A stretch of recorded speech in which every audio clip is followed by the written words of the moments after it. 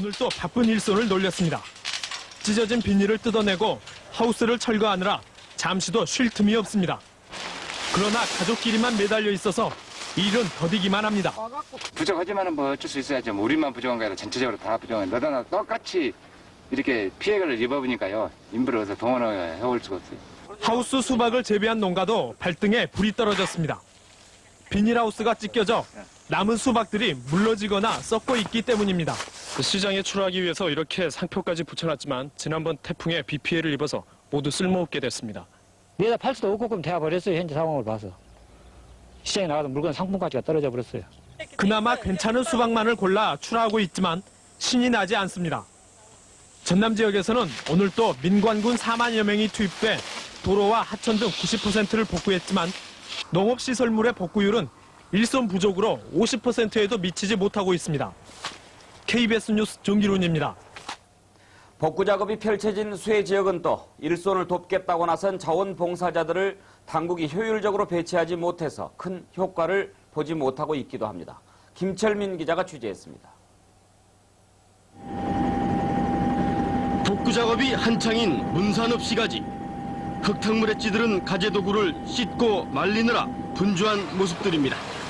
그런데 골목 한쪽에는 자원봉사를 나온 학생들이 쭈그리고 앉아 있습니다. 나무 그늘 밑에 335 모여 앉아 잡담을 나눕니다. 자원봉사를 나왔지만 마땅한 일거리를 찾지 못해 갈팡질팡입니다.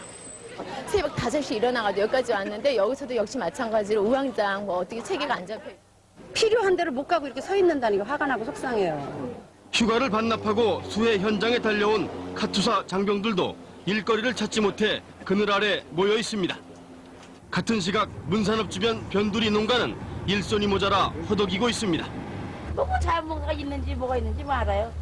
그냥 식구대로 안 하는 거 하고 식구 하는 거죠. 문산 읍내엔 일손이 넘쳐나고 변두리 농가엔 도와줄 사람이 없습니다. 파평면 변두리에 있는 이 농가는 자원봉사 인력을 단 한 명도 배정받지 못한 채 사흘째 복구 작업에 비지땀을 흘리고 있습니다.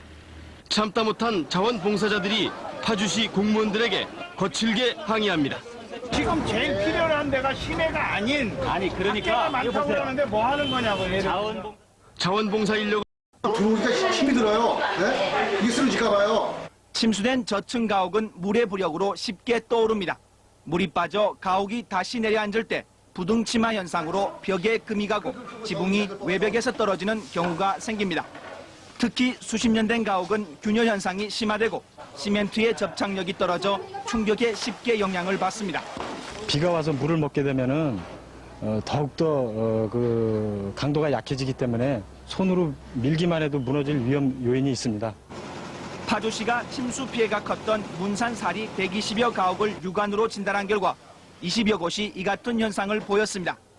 따라서 침수 지역 주민들은 정밀 안전 진단을 실시해 붕괴 등 추가 피해를 막아야 합니다. KBS 뉴스 김계영입니다.